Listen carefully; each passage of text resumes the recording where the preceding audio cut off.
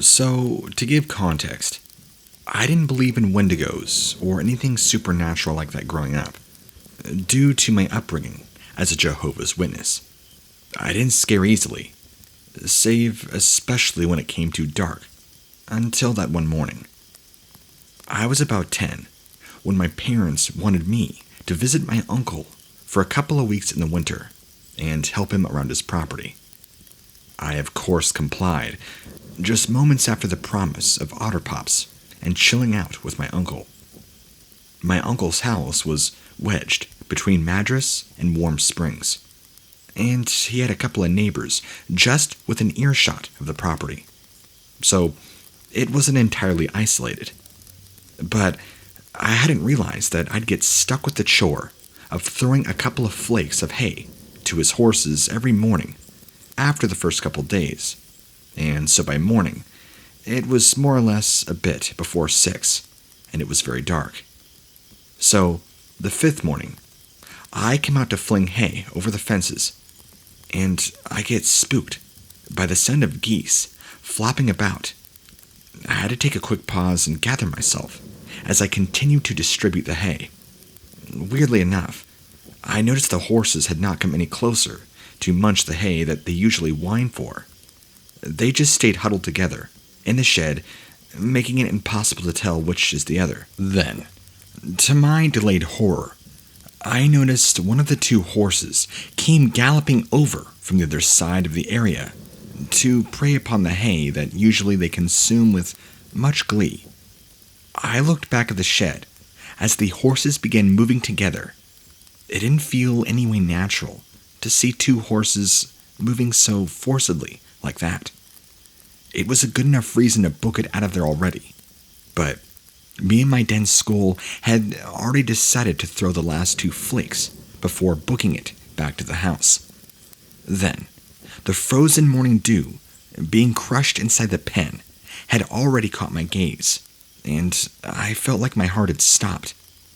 I had witnessed the 2 horses huddled together, twisting in such a way that they were sprinting as one thing towards me, and before I knew it, my legs were now making a full sprint to the back door of the house. I kept hearing the sounds of not broncos galloping, but the thumping of hands or feet, crushing the frozen cheatgrass. I'd like to know what you guys think, and what this could have been. I mean, this may have been something I've never dealt with before. It has been a decade now since, and I still hear that noise in my nightmares. What should I do?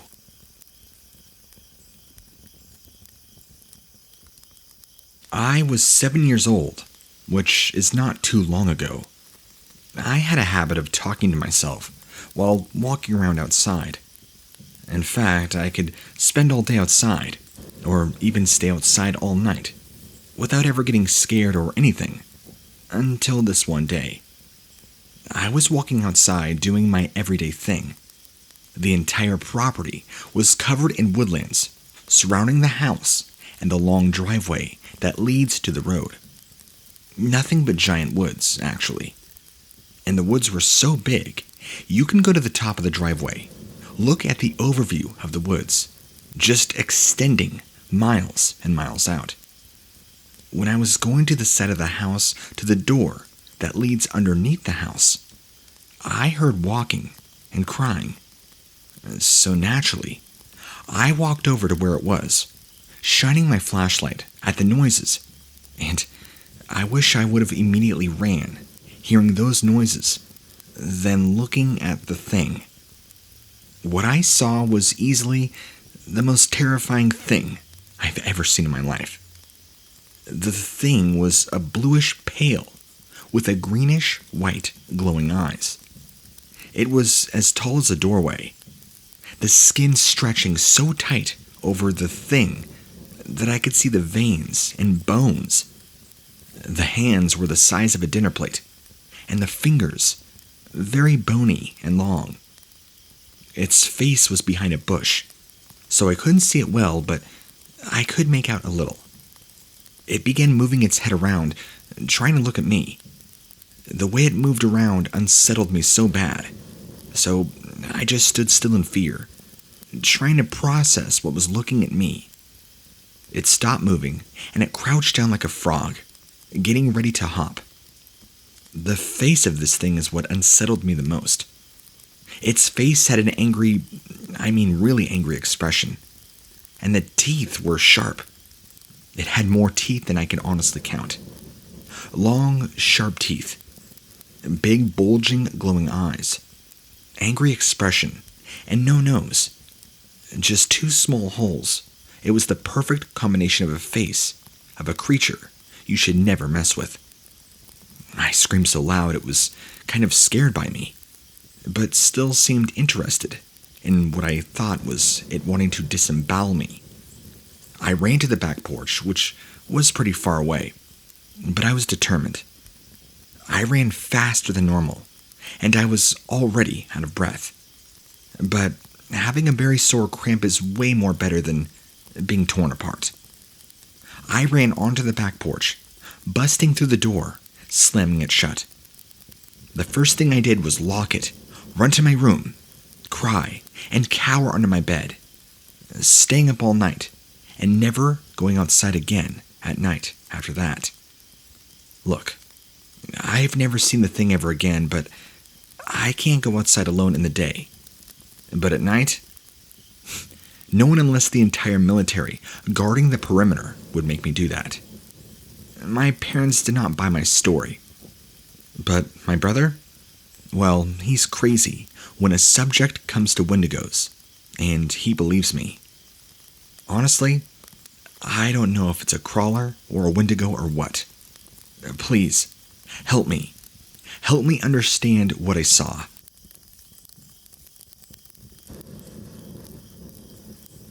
To preface, I was born and raised in Arizona, and I am very mindful and fascinated by the general Navajo culture. I do not speak on Skinwalkers often, out of respect for the very real fear and activity that's highly cultivated by discussing them. Anyway, on to the story. I live in an apartment with my roommate. We're not religious. Actually, we're both ex-Catholic, but are very into spirituality in a spiritual realm. She's been struggling with rejecting toxic and parasitic people in her life, and was actually in a deep meditation before basically falling asleep, reflecting on how to expel intrusive thoughts caused by hateful people. She sees two entities while in this meditation. Went to sleep, wakes up around midnight in a sleep paralysis to see a black entity in her room staring at her. Now, on my side of the apartment, I didn't know what was going on, or any of this was even happening. So I fell asleep around 11:30, slipped into a lucid dream paralysis-like state, which is not really common for me. My room looked exactly the same as it did when I fell asleep. In the dream, my roommate opens the door, sits on my bed to try and soothe me during this paralysis. But as she was talking, I shortly realized her voice sounded wrong. It was all choppy and robotic. It was either an entity posing as her, or it had taken total control of her body. Then this thing tried to enter me by pretending to touch my face in some false soothing manner. I could feel its fingers trying to force their way into my mouth. I was inclined to bite, but I knew I was in danger, and I was scared because it was still her body. I didn't want to hurt her hand. As soon as I felt it start to get into my mouth, I was literally shot out of the dream and instantaneously wide awake. We think the pervasive thoughts she's been experiencing for so long from toxic situations was actually cast out of her and looking for a new host. But I wouldn't accept it because of how in tune I am with her and just a general growth in confidence and awareness. Look, I know this seems crazy, but This could have been some other type of entity. I'm not sure. After much reflecting, I felt like what everybody else describes as skinwalkers, but it did seem slightly less sinister. I don't know. Almost a weak attempt at imitating my roommate to take some kind of life force from me. Shapeshifter, skinwalker, entity. I don't know. We're reeling a bit, but honestly, any thoughts are much appreciated. I'm 37, 36 at the time of this encounter, and have always been interested in things like the paranormal. I've actually had a couple of encounters and experiences that don't quite fit into the shapeshifter skinwalker bubble, so I'll talk about those elsewhere. I would just like to backtrack for a moment and emphasize that, quote-unquote, interested in the paranormal does not mean an outright believer. I mean, I'm certainly open to it, but more often than not, I'll enter a situation with a very agnostic attitude and instantly develop one of skepticism once I begin assessing and getting a chance to evaluate everything. That being said, I do love a good mystery, and don't think for a moment that people who believe in such things are lying or possibly stupid. We all have our reasons for believing what we do. I tried sending this through voicemail to Monsters Among Us a while ago, but I don't think it ever got aired. Anyway, enough backstory. Let's get to the story. I was working 1.5 jobs in 2019. The half job was an on-call assistant private investigator, and my main full-time job was a security guard. We mainly did patrols for apartments and a small handful of residential contracts. This particular event took place at 19th Avenue and Camelback, which, if you're from Phoenix, you know is a pretty shady part of town. The apartments I patrolled were just south of there. They were predominantly low-income tenants, half of whom were refugees all over the globe. The complex was well known in the area for things like theft, violence, break-ins, drug dealing, gangbanging, and so on. I liked patrolling it because I felt like I was helping people who genuinely needed it, and the vast majority of them were very grateful that I was there. I got to know many of them very well, and so we would often talk and shoot the breeze before I got any chance to start making my rounds again.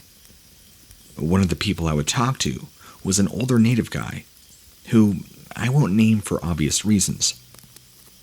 Often, he was on his balcony, getting drunk and high, things which we were supposed to report, but whatever. As long as you weren't causing any trouble or making too much disturbance, I'm not saying anything. I would usually say hi. He would say hi to me, and I arrived on post. We'd talk for a while, then I'd begin my shift. You know, I never had any real issues with the guy. He just liked listening to music, having a couple beers, and maybe having a blunt or two.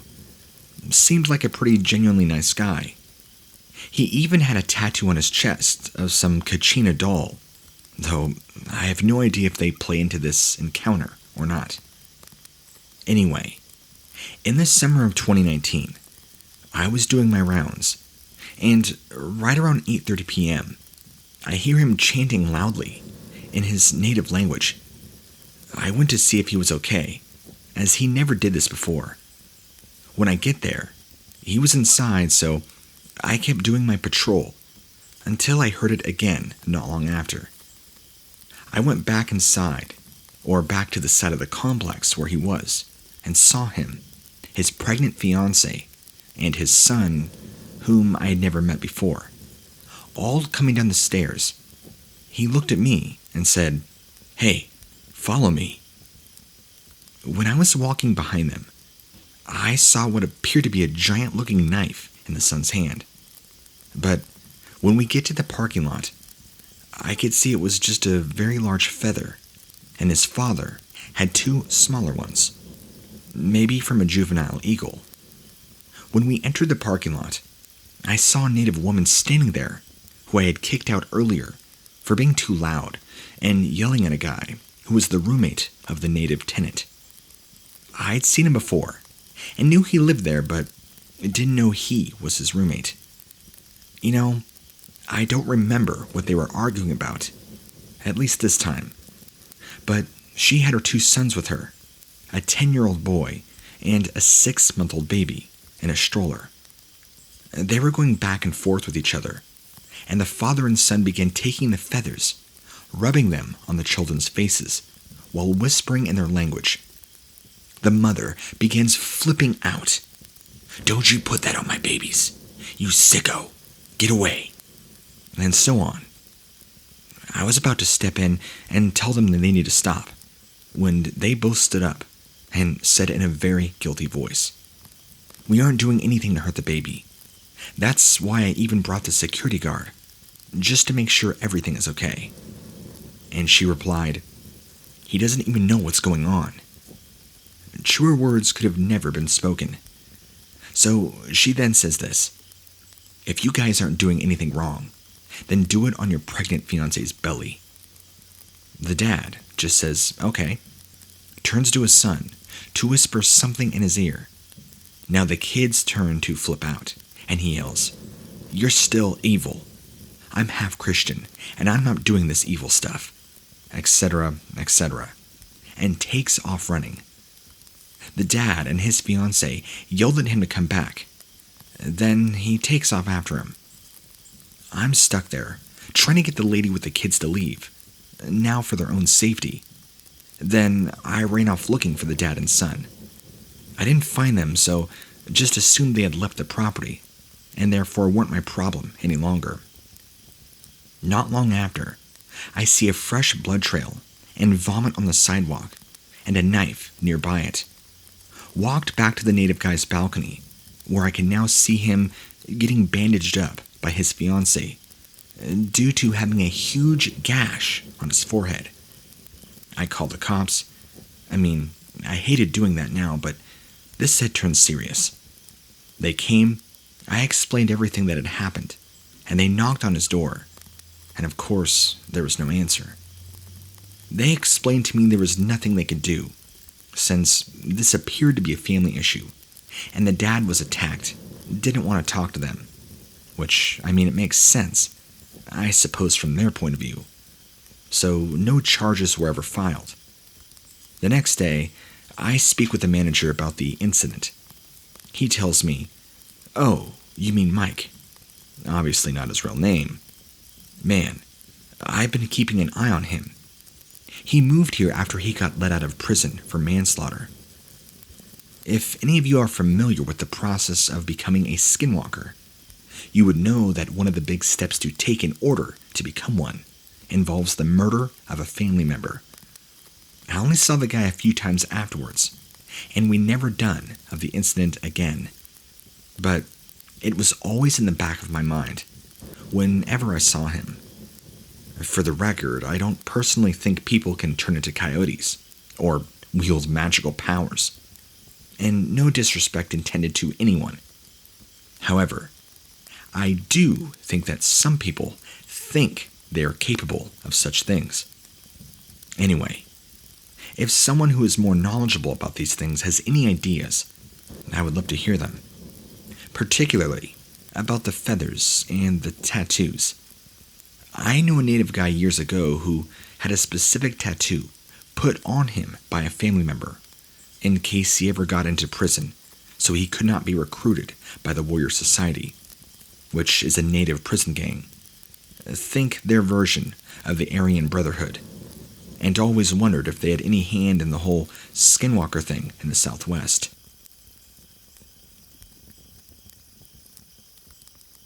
I was relaxing in my bedroom, playing some video games, when I hear this howling outside my window. This is fairly average for me because I live in a bit of a secluded area that's near a city but far enough away that wild animals are around me. But what made this time different was the howling seemed a bit distorted, if that makes sense. It just sounded weird. That was enough for me to look out my window. At first, I see nothing, but when I turn on the lights outside, automatically turned on if I press a button on my phone, I see a wolf or coyote standing on its back legs with its fronts in the air. I watched for a few moments while this thing kind of walked around a bit and howled some more. At this point, I freak out, lock all the doors in the house, and called my mom and dad, who were out of the house that particular night, shopping or something. So they immediately come home, and I explain what had happened. They call the police and report a potential burglar or stalker. When they hang up, I try and convince them that that's what it actually was. But of course, in the end, they don't end up believing me. So my question for you is, what do skinwalkers generally look like? Secondly, how can I prevent a skinwalker coming near or to my house again? And third, what do I do if I see one of these things again?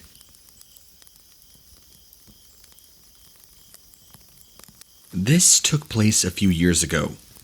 I was in my late teens, driving home at around 10 p.m. This was a typical shift for me, and I was not too tired. I know what I saw. I lived somewhat out in the country, far enough to be on septic, close enough to be on the county's water system. I mean, it wasn't irregular to see wildlife at night, like elk, barn cats, deer, even occasionally dogs. I'd been living here for a few years at this point, and during this time, one particular neighbor had this really bad habit of his dog running free on the side of the road. So, I love animals. I would always pull over, call the number on his collar, and get him back to his rightful owner. So, anyway, I'm driving home, nearly 1 block and 3 turns from my house. I see this figure out of the corner of my eye. It looks like a medium-sized dog. I roll down my window, turn my music down, and start calling out to it, as I would a dog. "Hey, come here, sweetie. Come here, baby." It seemed very shy, as it refused to look at me, and its body language was very timid. I kept trying to speak sweetly to it, let it know that I was in no way a threat.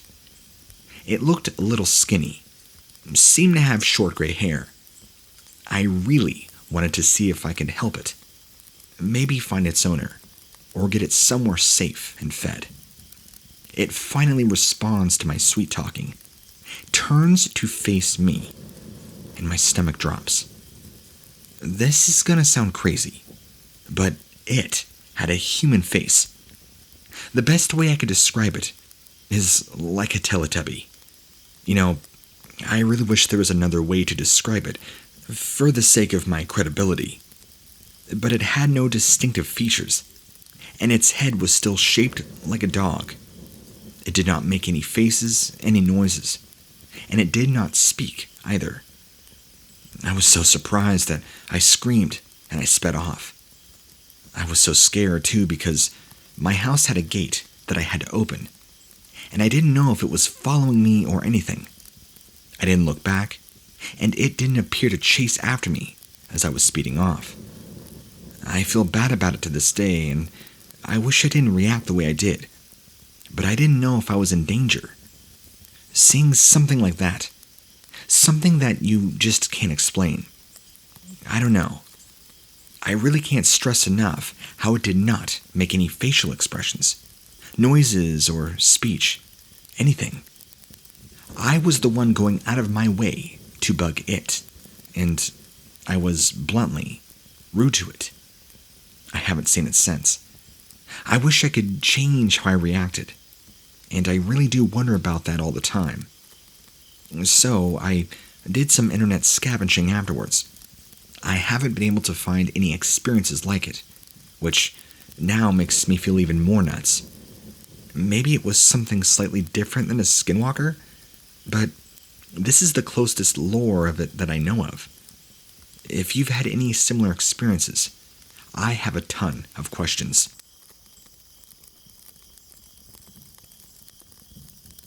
Circa 2012, I was in combat training with the Marine Corps in Southern California on fire watch one night, roughly 2 a.m., with 2 Navajo guys.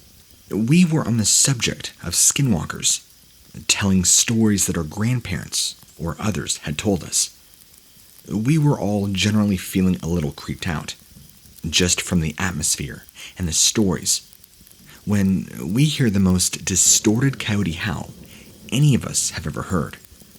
And what we could guess was about 50 yards away.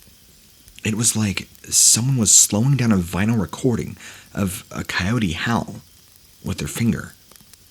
We all froze, and were now stark white. We stared at each other for a bit, sweating. We finally pointed our flashlights in the direction of this distorted howl, and we all saw what looked like a coyote head sitting on a fence post. So here we are, just staring at it, in the shaky lights, absolutely silent. The head was pointed in our direction. Its eyes were open, but they didn't shine. They were just black. Finally, I say, maybe somebody found a dead coyote and put its head on the post. Sometimes, farmers will hang a dead coyote on a fence to keep other coyotes away. Our training was taking place on a large open cattle field, after all.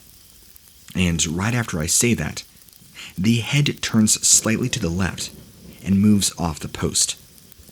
From behind the post, this coyote walks out on its hind legs, its jaw and tongue dangling like they were broken, and then just walks off into the darkness, beyond the reach of our flashlights. We all immediately poop bricks, and we book it out of there, where everybody was sleeping, and of course proceeded to not sleep properly for the rest of our time out there. I mean, how could you?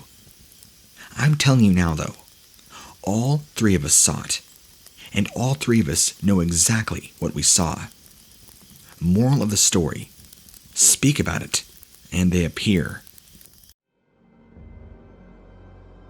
Our grade school playground was very nice and isolated.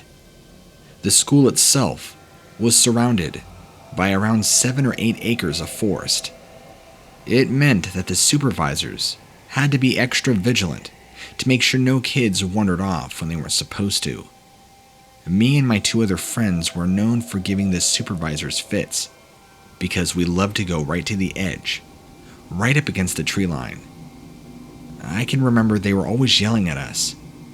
We never did actually go into the woods, though. But I guess the average adult, whose job depended on keeping us out, it looked like they were going into the woods as soon as somebody turned their heads. Maybe it was the 3 of us that were the sole reason the school decided a chain-link fence 40 feet in front of the tree line, all around the edges of the playground. It was a good thing they did, because soon after construction, a number of supervisors seemed to retire. The fence was actually the only thing corralling us. There were still 1 or 2 supervisors, but they couldn't possibly keep tabs on us all at once. Quick note, it might sound weird me referring to teachers and aides as supervisors, but it's what I call them. It made us feel more relaxed about playing at the edge of the forest, because now there's a fence to make sure we could not go further. We hoped that meant the adults would leave us alone, which it did. One recess, like any other, we were the only 3 in the back 40 of the playground. We were just being ourselves when a very strange, very unpleasant feeling came over us.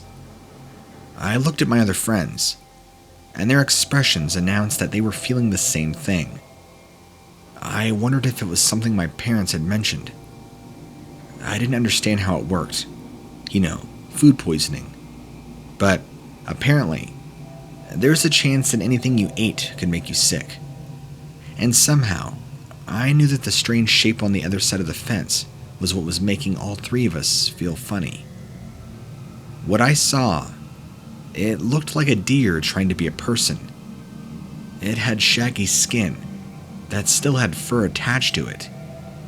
It looked like it had been taken from a roadkill. This thing was standing on its hind legs and gently tapping the hooves of its forelegs together. A soft but hypnotic-like beat. I can vividly remember my instincts telling me to run, and I shouted to my other friends to do the same, only realizing seconds later that my shout was just a mere whisper. I looked behind me to see that one of my other friends must have heard me and taken advice. The other was still standing there, staring at this thing. I tried to yell back to him to follow us, but again, I had trouble raising my voice. We had gotten back to the school where most of the kids played in the basketball court, and even though we had just eaten and had full stomachs, both of us felt very hungry and tired all of a sudden, as if the entire energy had been sucked out of us. It's like we had just spent a whole 15-16 hours awake, instantly. The notion actually occurred to me to go inside and ask if we could have a second lunch. I was going to voice my idea. When it was time to line up, we let one of the supervisors know that our friend was still at the edge of the playground. That was the first time I'd ever seen one of the supervisors flee. They ran down there quickly, and they didn't come back for a while. It turned out that our friend had gone missing, which I didn't understand how that could happen. There were no holes or openings in the fence, but it certainly made a huge issue with all the teachers. But he was gone, and no matter how the school searched, nothing was happening. He would never turn up after that. We have no idea what happened to him. It was pretty traumatic for all of us. Much of us were close to him, and we have nothing that we could even tell anybody, because nobody would believe us. We did talk to the cops since we were his closest friends, but they merely took our statements as a joke and told us to stop fooling around. I believe they even did a full search of the forest around. They found nothing. We went on. Well, life moved on. Junior high, high school, college, we just learned to live with a tragedy like that. Looking back at things and how the Earth is, and how supposed reptilians exist, and other cryptids, I wouldn't be surprised if he was taken.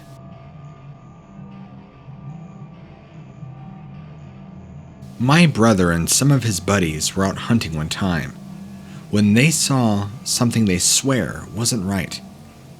They claimed it was supernatural or something. They'd been hunting deer and had found some exciting tracks that they wanted to follow, although they couldn't quite make out what the footprints were.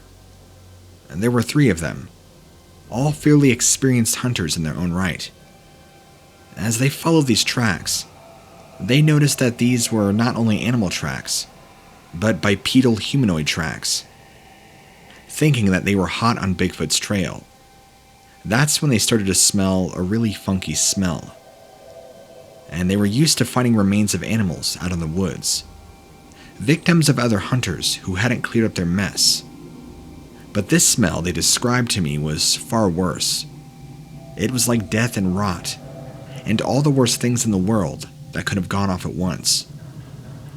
The one described it as garbage, like sitting out in the hot sun.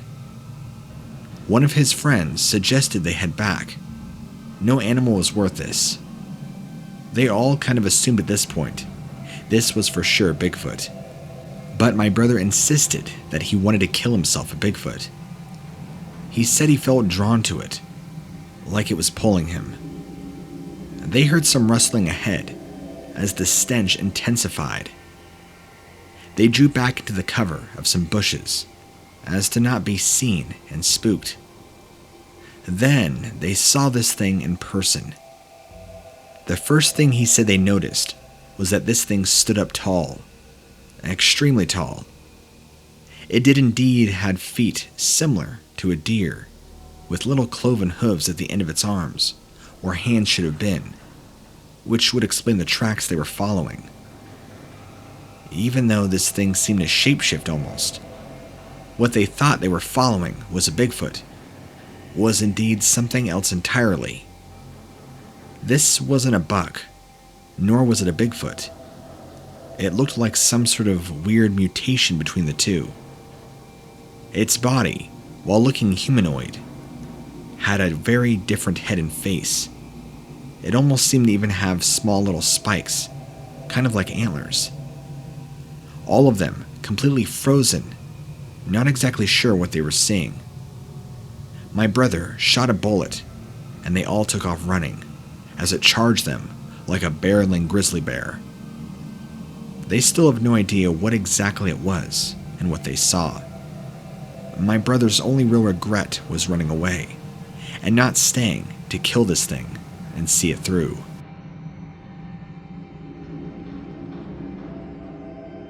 One day, I was staying over with some friends who lived near a huge lake, surrounded by timber.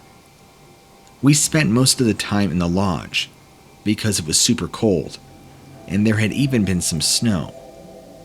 Of course, everybody was fine, but guess who had brought the dog with them? So, even in the snow, I had to take the dog out as he needed the exercise.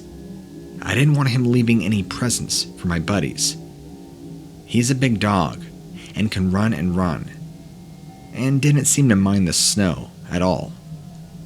One of the mornings it was pretty frosty, and I was desperately hoping that he'd do what he needed to. Chase his tail for a bit, and we could finally head back for coffee. But no, he chased off and ran off into the trees. I had to run after him. It was odd though. He usually never took off like this, and was not disobedient. So of course I had to run off after him, even into the woods. I had saw him, but a smell had nearly knocked me backwards. I'm telling you, the smell was the worst thing that I've ever smelt. It was awful. It kind of smelt like a rotting carcass. But this was somehow worse. It was like that stank, but much more pungent. I literally had to cover my nose and mouth with my hand. It was like I was walking through a field of rotting deer or animals, but I couldn't see anything around me, as far as cadavers go. I kept calling for my dog. I heard him, whimpering and whining. I've only ever heard him make that noise before, when he was staying at my folks, and a coyote got into the yard. What the hell was in there, but smelled like death, and warmed up, and was scaring the hell out of my dog.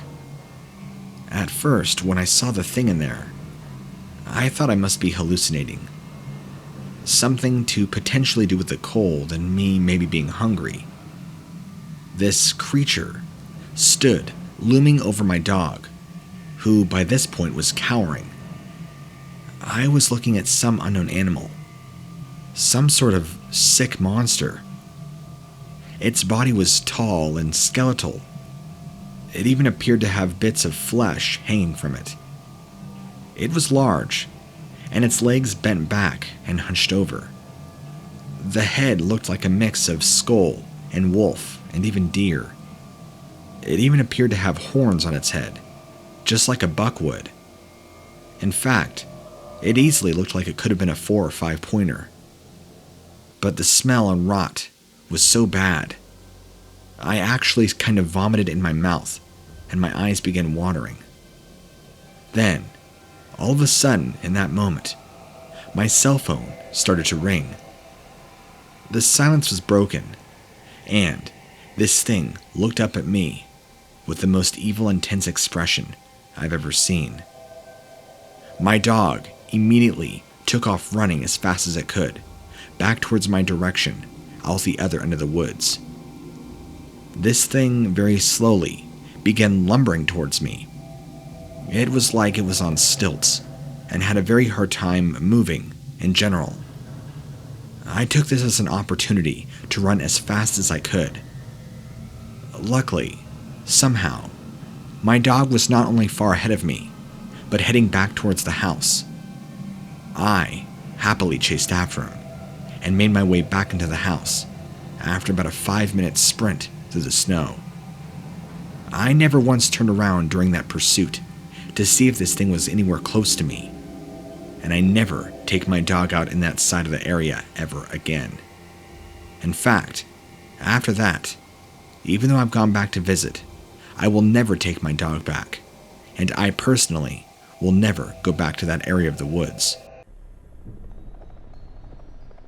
Okay, so I know technically there's no skinwalkers in Michigan, but the other night, around 3 in the morning, I was walking down the road, and I saw this herd of deer running across the road, and then right behind them, this thing came out of the woods. It was big, like deer-sized, but its head wasn't on its neck, and it was on its shoulders, and it was way too big to be a coyote or a dog. It ran under a light, and I could see it was colored black, like its skin was black. And I say skin because this creature looked almost leathery, not anything like it was furry. It also cleared the main road in just 2 steps. Boom, boom, gone. We have no bears, no moose, wolves, or buffalo. Nothing that looks like this. And I know 100% this was not a deer. Do you have any ideas?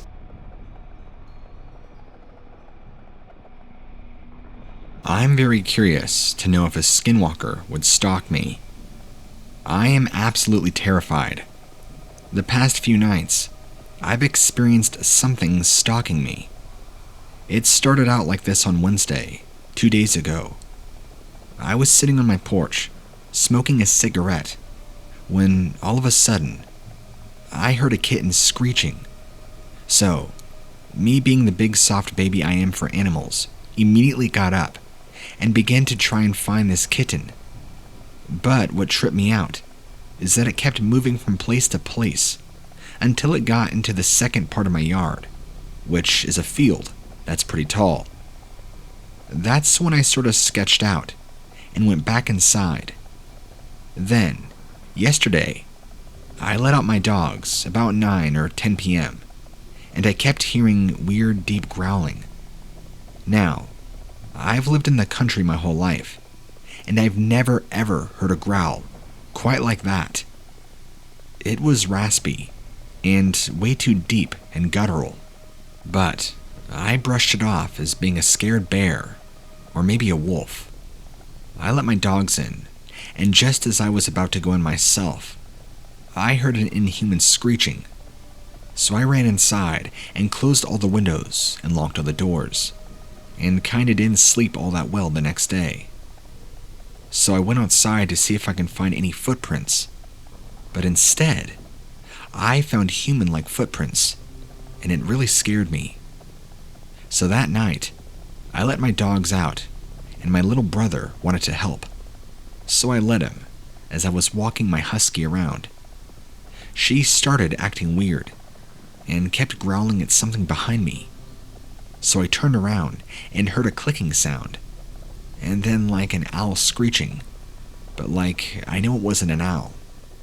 Then, I heard my dear grandmother's voice, so I quickly put my dogs inside, locked the doors again, shutting all windows. I was sitting inside my living room when I heard heavy footsteps on my porch, and then 3 knocks on the window and the door behind me. I don't know what it was. I am just overall terrified. I want to know, if it was a skinwalker, why would it be after me?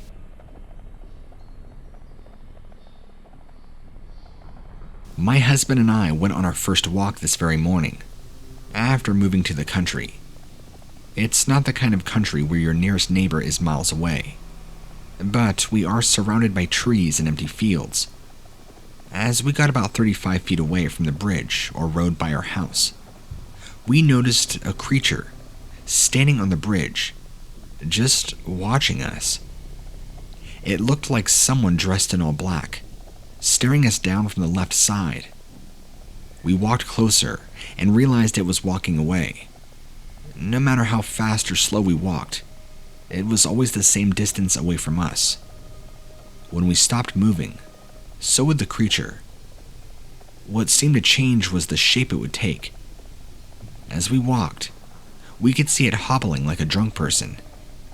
If we looked away, it would move to the opposite side of the road and be a completely different shape, like a dog or an animal. As we walked onto the bridge, the creature was farther ahead by a hill. It again began to change shape and had stick-like legs. It would walk, but not bend its knees. It was as if it was on stilts. We slowed our pace and began to walk over the hill, still changing shape. We got to the hill, looking ahead to see what shape the creature took, but it was gone. No trace of it in the distance, and we can see a few miles ahead at this point, and no sign of it being there at all. We both thoroughly believe it was a skinwalker, and we're glad we never met up with it.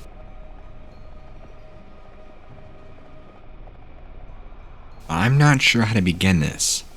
Whatever this is didn't just affect me, but my family in different ways.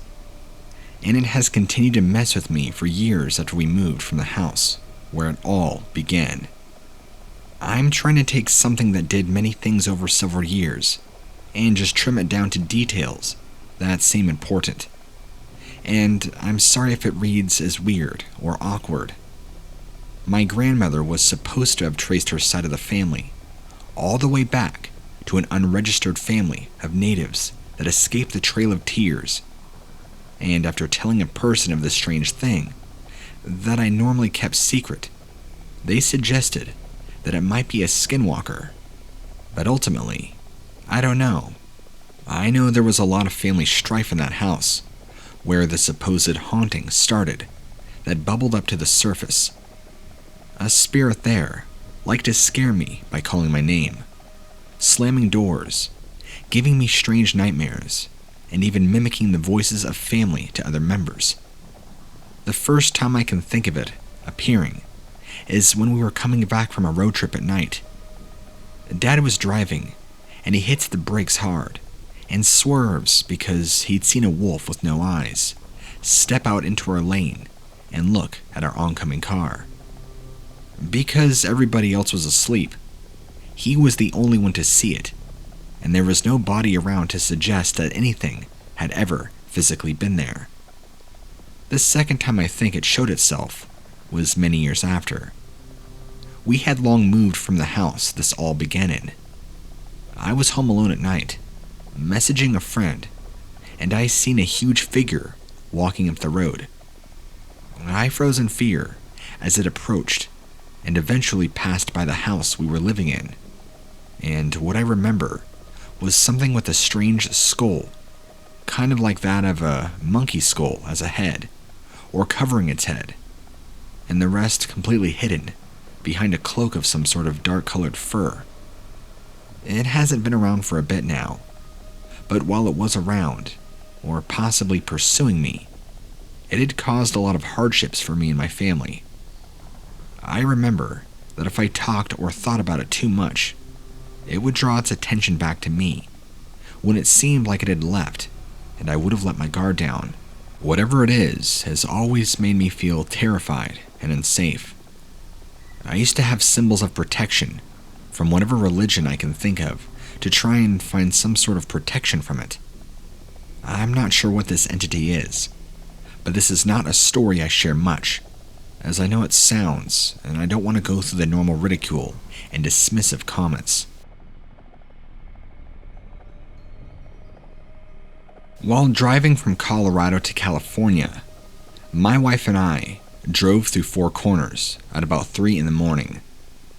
I'm weird, so I like to drive at night and through odd routes. We took Highway 160. We got to a point to where we could either turn right to continue on to 160 or go left. Before getting to the intersection, I seen the sign stating that Shiprock, New Mexico was to the left. So, I decided I wanted to head that way. I was an avid reader of Tony Hilmerman's book, about a Navajo police officer. It was actually a book series, but it's really good. And the stories mostly took place in Shiprock. So, of course, I had a major urge to drive through it. Well, once I got to the intersection, a huge dog appeared out of nowhere and started to block my car. I tried to go around it and make the left turn, but it snarled at me and started to block my car further. So I acted like I was going to make the right-hand turn, and the dog backed off. Well, me being me, decided to screw this and try to make the left turn to Shiprock when the dog charged at my car and was now growling the most vicious growl I've ever heard from a dog. Well, I tried to trick the dog again, and the dog once again backed off. Well, the last time I tried to make the left, the dog sat right in front of my car and wouldn't budge. It was at this time I said, screw this noise, I'm making the right-hand turn. I was able to go without any further issue. My wife was somewhat freaked out, and she said what the hell was wrong with that dog. I told her that it wasn't a dog. It was indeed a skinwalker. I'd hate to think what would have... My story is short, but the time it covers involves several long years. I can't exactly tell you just how desperate I am to find peace over my experience.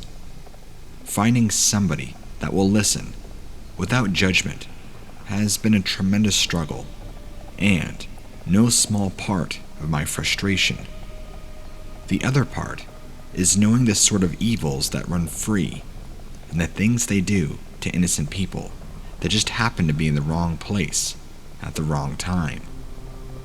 I utterly hate confined spaces, and I think that's one of the reasons my older cousin took every chance she could get to get me into a cave with her.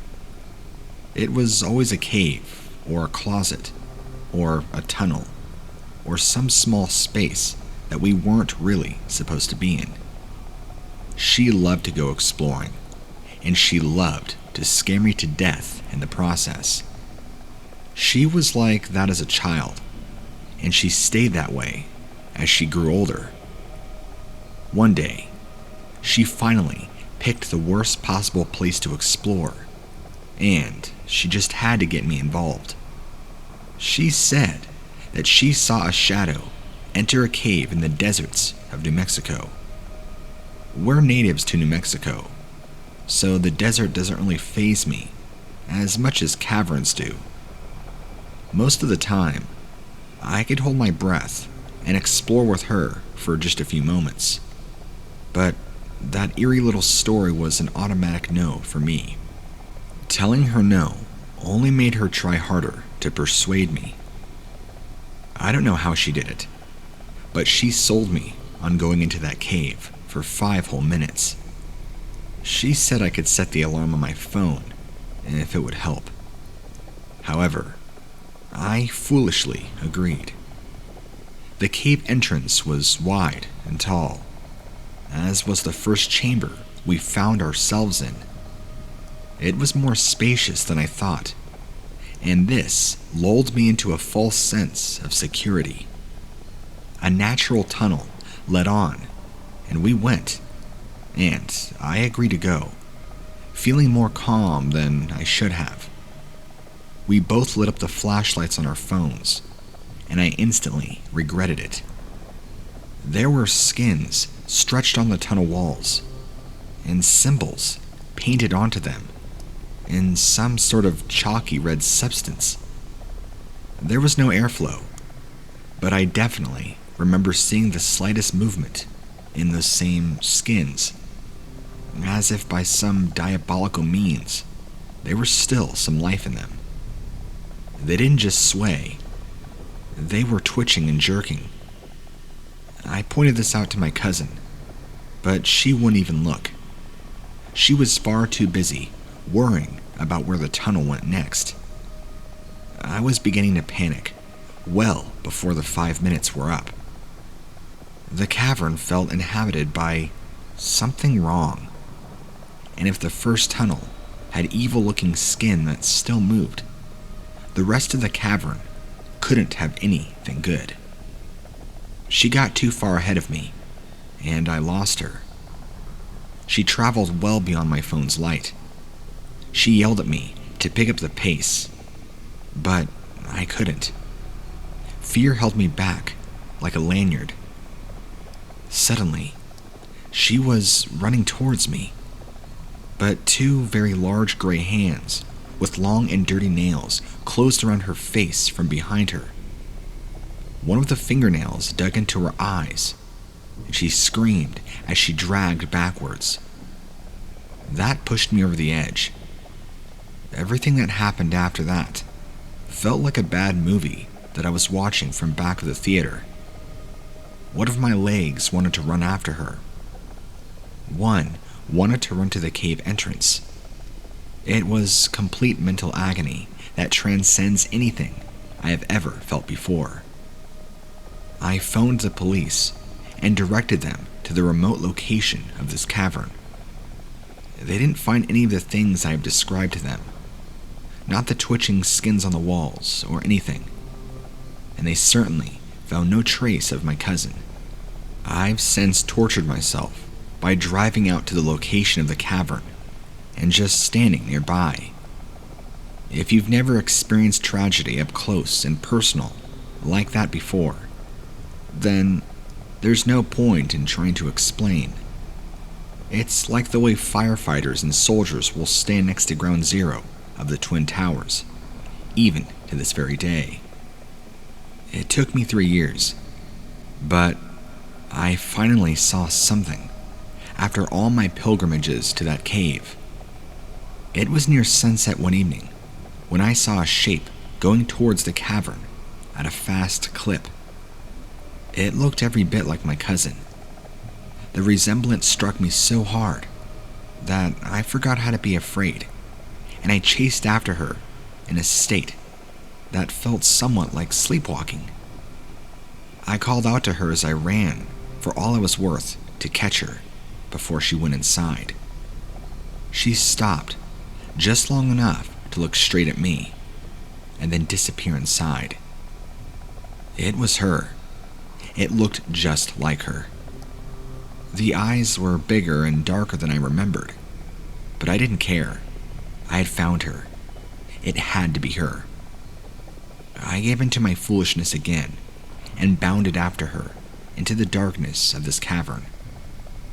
My phone lit the way, and I yelled for all I was worth. There were more skins than there had been 3 years prior. There was some that looked like hooded cloaks. I discovered to my horror that they were indeed human. The hoods were faces. They writhed and twitched in my presence. One of them, I swear, the empty face lifted and looked at me. Even though there were no eyes and no solid support, I recognized it right away. It was my cousin's skin. The mouth stretched and flexed and gaped, and a horrible wail sounded far off, as if her voice were coming from somewhere deep in the cave. I reported all of this too. You can guess how they reacted, judging by how crazy and insane my story sounds. At the time, I was committed to an institution. The irony was that I needed the help after what I had seen. I can't talk about that experience with just anybody. There's too many people watching me to see if I might need to go back in for treatment. But the encounter is eating me alive, and I don't know why my cousin's skin is hanging on a cavern wall, and why it can scream. I don't know who is walking around with her appearance, and I don't know how long I could stay sane with the knowledge that something awful can happen to any person who ventures around here. My younger brother was really big on illegal hunting. He said that it was more fun when it was something you weren't supposed to be doing. Something about having something to hunt while watching out for being hunted by the law. Either way, he was a man prone to taking self-destructive chances. I went with him as an extra set of eyes. I'm sorry, but you just look out for your little bro. It's just the way it is. Plus, I didn't want him to pick a fight with any animal that's too big for him. He really was the stupid type. You know, the kind that would hit a bear with a stick, just for the thrill of being chased by it. I found out the hard way that you really can't save a man from his stupidity if he doesn't want to be saved. And I've paid with having to live with the memory of what happened. In a strange way, I resent my brother for having no such curse. We were in a West Virginia timber that was as wild as you can get, without it being too swampy. Life of all kinds was everywhere you looked. Of course, my stupid brother was there to shoot something. He wised up a little bit and took up bow hunting, something that requires far more skill than his dumb face could do. After telling him 500 times plus that loud noises draw the heat, he must have finally listened. He spotted an elk that he swore he couldn't do without. Even I had to admit that it was a very impressive animal. At the time, there wasn't a pass on hunting elk. The state was trying to build up their numbers. But this elk was a real looker, and I swear, the thing was looking directly into my brother's eyes. He thought so too, and there was no backing down for him. My brother threw all caution and stealth to the wind, sprinted after the elk, with bow in hand. The animal was very peculiar about my brother. It didn't run. It trotted away, but it made no effort to lose my brother. My brother moved faster than I thought he could ever move, so I had some catching up to do. He had gotten way ahead of me, and I wasn't a young man, not even then. I had to navigate a very steep hillside, full of young trees and saplings, which took me quite a while. My brother got through it like it was his element, which is why I was that much more surprised to see my brother standing at the top of a hill where it opened up into a flat, even glade, where one large tree dominated the center of the opening. I've seen some strange trees in those parts, but this one was like something from another world. The bark was black as tar, and it was bristling with spines long enough to be spears. When I caught up with my brother, he was standing in front of it, looking up into its wicked branches, and I noticed he wasn't holding his bow, and I was going to ask him what he did with it, when I noticed that one large spine impaled my brother through the mouth and erupted from the back of his skull. Somewhere in the fog of shock, I stumbled back just in time for a hunter's arrow to miss me by inches and strike a nearby tree. It was one of my brother's arrows. The bow was in the hands of something that had the elk's head, but everything from the neck down looked entirely human. At least mostly human. The exposed skin was a little too gray with hair, and looked a little coarse, even from the distance that I was. I tried to reconcile what I was seeing with the earlier sight of an actual elk running on four-hoofed legs. Now, there was this actor in a skin suit, and he really did wear a cape of skin. It was like a quilt of patchwork flesh. I think there was more than one animal in that cape too. But the arms and legs didn't quite look right to me. Or maybe the intensity of the moment distorted what I remember. I don't know. Either way, my brother died by his own weapon, shot by something that went from 4 legs to 2 in the blink of an eye. I don't know how that works, and you couldn't pay me enough to go back into that wild wood to find out. I learned that day, there are just some things that are meant to be left alone if you know what's good for you. In the meantime, I'm still deep in the process of mourning.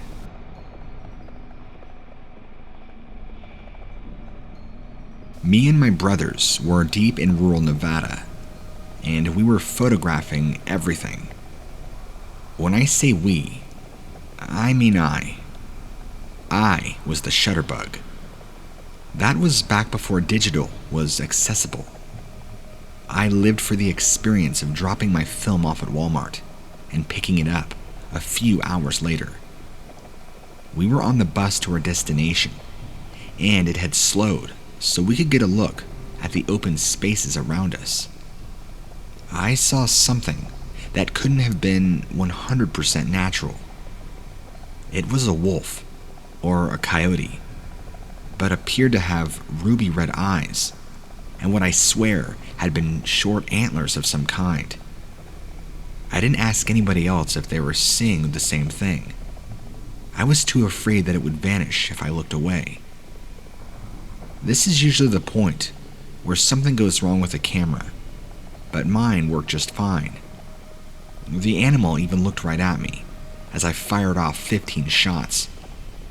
My last few shots coincided with the thing changing shape right in front of me and going from 4 legs to 2. Suddenly, I felt like I held $1 million in my camera. If those shots turn out good, I might be able to supply the world's first concrete evidence of something paranormal. However, the developed pictures came back and revealed nothing. The strange thing didn't even show up on film. Everything that had been around it was shown in crisp and sharp detail. Some of my best camera work, actually. Each one looked like well-composed nature shots. But the subject in the photos were missing entirely, as if they were 100% transparent and were gone, like they had never been there. I'm not quite sure how to explain it either. One of the most terrifying things that I've ever experienced happened just a few months ago. It is also something that I was never able to fully explain. I got a call from my mother to say that my grandma was feeling poorly, and I could run to the store to get her a few things, and then drop them over. My mother was out of town for a couple of days, and so I didn't really mind helping out. I headed straight to the deli and picked up the bits my mom had said to get, and a couple of treats for my grandma. Some of her favorite candy, and a couple of trashy magazines that she really liked reading. It didn't take too long, despite being fairly busy, and soon, I was heading out of the parking lot. It was this one-way system where you'd have to loop past the store to exit and get back onto the road. As I was driving past, I had to do a double take, because standing in front of the store, holding a bag of groceries, was Grandma, wearing her favorite purple leisure suit, and she smiled right at me. Now, the parking lot was backed up, so I couldn't slow down or block the road. I had no choice but to keep going. Although I thought it was very odd that she was at the store when my mother had asked me to go. At that point, I wasn't worried, nor scared. Just confused, I guess. I drive fairly quickly, and I was soon at her house. Her car was parked by the garage, which, again, I thought was kind of strange. She drives at the speed of an old lady. How on earth did she beat me back? My mom had always made sure that my sister and I had the key to their house, and this one, just in case we ever needed to get in. So, I unlocked the door now and called out. Nothing. I let myself in and dropped the keys and groceries on the table. Then, I heard a groan from upstairs. "Is that you?" my grandmother asked. I hurried up there to see her, and there, lying on the bed, in her purple leisure suit, was my grandmother, with one ankle raised up and the size of a Christmas ham. Turns out, she twisted it that morning, which was why she called my mother. She could only just hobble to the bathroom, let alone anything else. There was no way in hell she'd been at the grocery store. So I made her some tea and sat with her for a bit, listening to all the gossip from the neighborhood. I noticed that she had looked real tired too. I asked her if she'd been sleeping okay. It couldn't have been from the ankle pain, since that had just happened. She told me that not too well. Now I was feeling even more confused. See, my grandmother loves animals, but doesn't have any pets since they are a lot of commitment. And since my grandfather passed, she likes to be able to just up and visit family without having to worry too much on who's going to feed her cats. The dog that keeps coming into the yard, she kept talking about. Night after night it comes. I have no idea where it's from, she said, as she has never seen it around. She paused for another moment, trying to decide whether to carry on. I inquired her more and asked her what is it. She told me that this is going to sound silly, but last night she gave it a treat, and she had a funny feeling about it. This thing came right up close to her, and was a whole lot bigger than any other dog she'd ever seen. And then that she remembers distinctly that very moment that she had seen this thing's face, and it was very human-like and had very big yellow eyes. This wasn't a laughing matter, and she seemed genuinely frightened by the entire experience. So, for that, I'm not exactly sure. Although I never mentioned to her seeing her doppelganger at the store, from what she had just recounted. I had a nasty suspicion that she had encountered some sort of skinwalker or shapeshifter who had copied her image. Thankfully, she had never saw that dog again, and both her ankle and general health had recovered after a few days of rest. Why this just happened, I have no idea, but I really have no doubt about what it was. If you're curious, my grandmother doesn't exactly live in town. She doesn't really have much neighbors either. Her backyard is full of rolling pastures filled with thick timber, so she gets all sorts of wild animals. In fact, many times, she's told me that that's more than enough than having her own pet.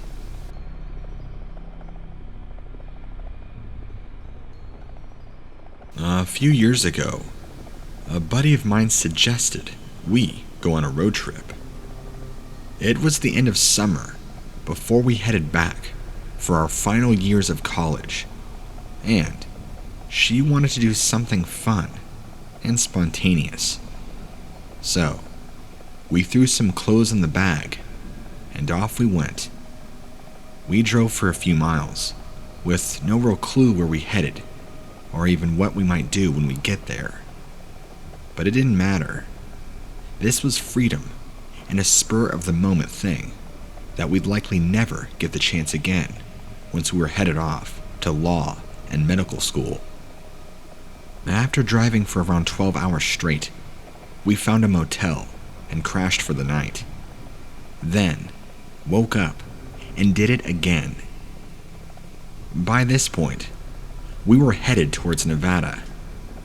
We were having great fun, wind in our hair, tunes on the radio, and as it began to get late again, we looked out for somewhere to stay the night. Although we were mainly sticking to the highways, Even some of the main routes now were kind of lonely, and we often didn't see another car for miles.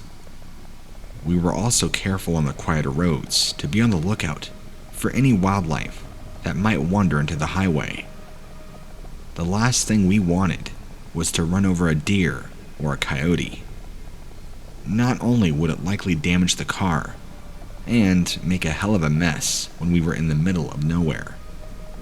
We were both animal lovers, and the thought of hurting something was abhorrent. So when I first saw the coyote or wolf, I wasn't sure which at first, as it was pretty dark. I was sure to mention it to Callie, who was driving at that point, to be aware of it, and that was all. It seemed to follow us along the road for a bit, as if playing a sick game of chase, but I did think it was kind of cute. I wasn't sure how it was keeping pace, but we weren't going too fast. I suggested that it might have a lot of stamina. Callie began to feel slightly ill and at ease, so she put her foot on the gas to speed up ever so slightly. She was more inclined to acknowledge whether it was a wolf, coyote, or some kind of wild rabid dog. It was a predator, and it was best if we lost it. But we didn't. Callie sped up, and it did too. "What the hell?" she had asked, ramming her foot onto the gas pedal and taking the speedometer up to 70 miles an hour. And it kept the pace, as if we were at a calm walking speed. We were freaking out. There was no way this animal should be able to do this. It was near impossible. I watched the speedometer climb up to 90 and even up to 100 miles an hour, and Callie looking as if she was losing control. And when I dared to glance out the window, it was still there, its face turned towards us. It was huge, much bigger than what I would presume your average canine desert beast would average, and it had bright yellow eyes. They glowed like orbs. I held in a scream, and to this day, I don't know how I managed. I just knew at this speed, I couldn't startle Callie, or we'd wind up in a ditch. Then, all of a sudden, it was gone. She brought the car back down to around 70, and maintained that all the way to the stretch of lights and buildings that also included a Motel 6. We were both absolutely terrified, and it took us some time to be brave enough to leave the car and race over to the motel. Sensing our distress, the guy behind the check-in desk asked if we were okay. Did we need any help? When we told him what had happened, he just nodded and suggested that we find a different route home. Looking at each other, we knew there was no way in hell we'd ever drive that stretch of highway again.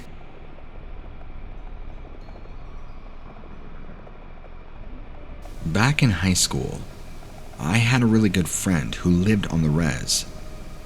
His folks owned a farm out there, and sometimes I would stay over and help out with chores.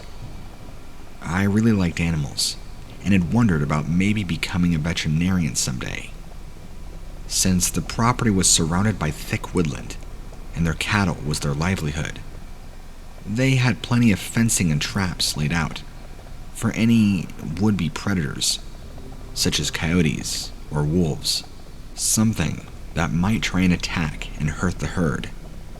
One of the neighbors had to have been on the lookout for some sort of mangy-looking coyote, who was obviously getting braver the hungrier it got, as it had been seen straying closer to the properties. I kind of felt a little sorry for it, not liking to think that any creature should be starving, even when that was likely to cause devastation if it was to get into the field. There was also the matter that several of the cows with calf, which made them slower as they were huge, therefore easier prey, and the fact that the family would be losing two creatures. So, all this meant They were being extra vigilant and on hyper alert for any evidence that the coyote was planning an attack. Which leads me to the reason that my friend and I were in the field that evening, complete with shotguns, hiding and waiting for the beast to appear. We planned to stay out there for a few hours, probably until we got too cold, and earned some brownie points from his mom. It was just after midnight, getting close to when we would call it a day, when we heard a noise. George's dad had installed security lights, and although it was not exactly lit up like Friday night on a football field, it still gave us an advantage. So, when we saw what we thought was a coyote, George got his trigger finger ready on the shotgun. "Move back," he whispered to me as he aimed at this thing. He fired one shot. The cows started mooing and shuffling about as we craned our necks to see if we'd hit the thing. And that's when, to our horror, this thing stood up on two legs, just like a freaking person, and ran off. Although it was much taller than a coyote, which would normally stand on two legs. Way, way taller than any dog would ever be able to be. We could see from the illumination from the security lights that this thing was covered in reddish hair, and quick as a flash, it ran. George, seemingly unturned by this development, ran to the perimeter and fired off several more shots. I have no idea if he hit anything. He came back to me, then said we needed to get inside very fast. Waking up his parents, he asked if I wouldn't mind waiting in the kitchen for a moment, whilst he talked to them. I wasn't sure what to think. Had I really just seen a huge red coyote, person thing, standing on 2 feet, and then disappearing at the speed of light? When George came back into the kitchen, he looked frightened. He told me that he wasn't allowed to fill me in on much of it, because it was against tribal lore to share such things with outsiders, no matter how close I was to him and the family. I understood, as his traditions are sacred. All he was able to say was that I wasn't to come back until the place was safe. The creature we had seen was far more powerful and evil than I could ever imagine. I didn't ask any more, but when I got home, you bet I went and searched online. I looked and looked, and the only thing I could find was that of a skinwalker. Is this exactly what we encountered? Or could we have encountered something more demonic?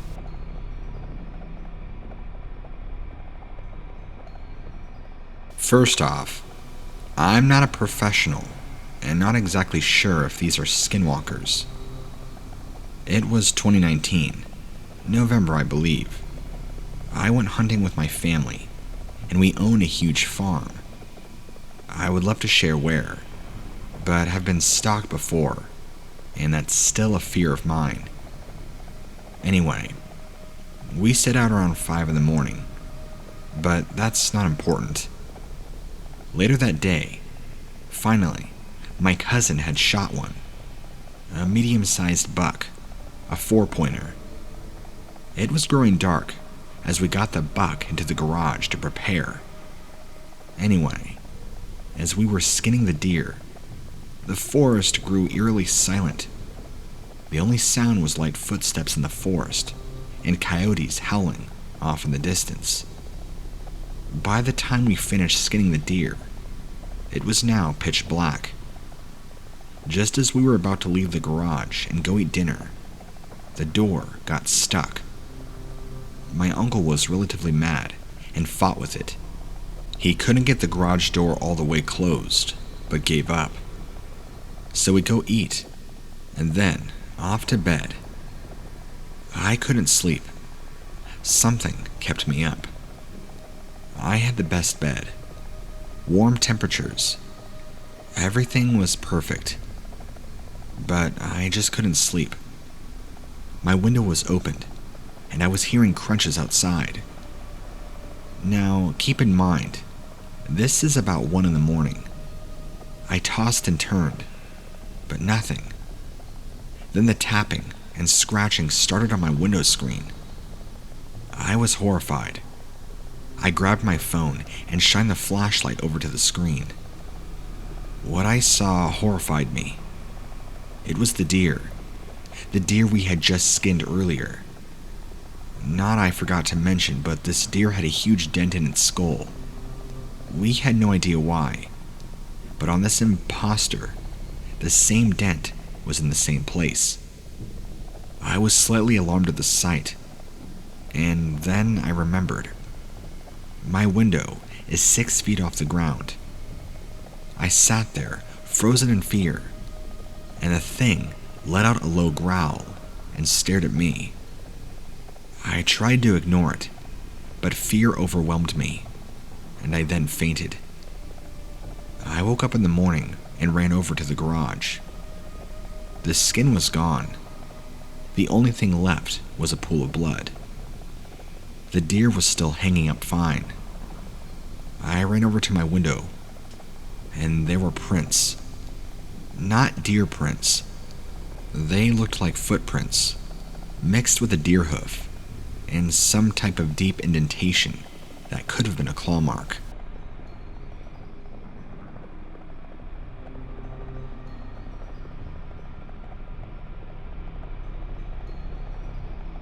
I grew up going to my non-blood related, very close family's friend, uncle's cabin, which was on a lake connecting to many other lakes, which goes into a well-known chain of lakes in that region. Anyway, this was when I was about 9 years old, and I had an extreme fear of being anywhere without my mother, since she was the only one around to take care of me and my siblings. This is because my dad had always been a heavy drinker and on deployment, but luckily not abusive. So, because of this, I was sleeping in the same bed as my mom on the ground floor of the old early 19th century cabin. It was raining outside, and around 1 a.m., I could not fall asleep for some reason. The window on the left of the bed was open with a screen on, and my mother was fast asleep. I looked out the window to look at all the trees outside when I heard it. It sounded like the noise of a cliché monster would make, except this was booming across the entire lake outside the cabin, and since I'd been looking at the trees, I could see the trunks and branches vibrating from the roar that I had heard. Since it was so loud, I had no idea which way it came from, but I knew that I had heard it. When it was only me and my uncle and older brother. This time, I was 12. I told my uncle all about it, and he started freaking out. He had told me that the Native American artifacts and items have been constantly found around that area since long before it became a settled town. Ever since then, I've been able to notice strange things in the surrounding woods and lakes, especially while kayak fishing on my own during the dusk. Just small things, like an animal staring at me through the edge of the woods for at least 30 minutes at a time, and following me when I got to a new spot. On one occasion, I was going swimming out in the middle of the lake. I'd gotten there by my uncle's jet ski, so from far away, it would be semi-hard to spot me. I had been swimming around for 25 minutes when I noticed a man's head bobbing up and down in the water, all while staring at me. He had not been there before, and I hadn't or heard him seen him swim out there. Keep in mind, this is about a half mile from the nearest shore. Needless to say, I got the hell home after watching him for just a couple of minutes, just sitting there. My last experience that I will share was again when I was around 12. I was wakeboarding, which, by the way, is my favorite water sport. It was a gloomy day, so that could have very well contributed to this feeling. But every time I let go of the rope and waited for my uncle to turn around and come get me in that boat, I got the most strong feeling of being watched, more than I ever have in my entire life. I felt it all around me, from the trees, the murky black ice like water surrounding me, and the dark looming sky.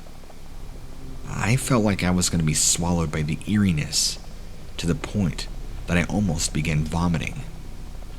The dark water was so cold, I couldn't even feel my legs. When I got back on the boat, I was shivering, and my uncle had thought the water was really cold, so he stuck his foot in. The water was warm, almost too warm to swim in. I felt the water, and it was warm, which was very different from the water I felt before. The clouds began to clear, and the forest around me began to look normal and warm. I don't usually go swimming anymore or go out alone in the lake to fish by myself.